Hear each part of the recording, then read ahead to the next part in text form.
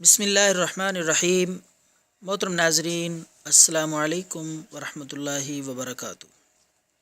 امید ہے آپ خیریت سے ہوں گے۔ دعا ہے اللہ رب العالمین آپ کو خوش رکھے، دنیا آخرت کی بھلائیاں اور خوشیاں عطا فرمائے، آپ جہاں بھی رہیں خوش رہیں، صحت مند رہیں۔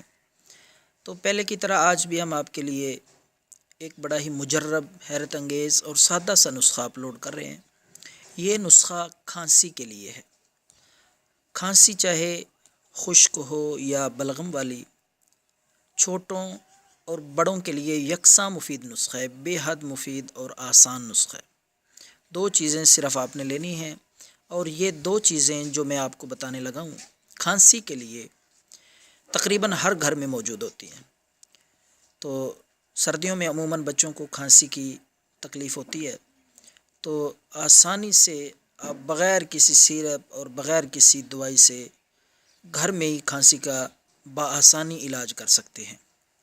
تو ناظرین، آپ نے ایک پاؤ گڑ لے لینا ہے، دیسی گڑ اچھا سا، وہ لے کر اس میں 50 گرام ہلدی مکس کر لیں، اچھی طرح ان کو مکس کر لیں۔ تو اس کی چھوٹی چھوٹی گولیاں بنا لیں، بیر کے دانے کے برابر۔ تو وہ گولیاں 2 صبح کے وقت اور 2 رات کو کھلا دیں۔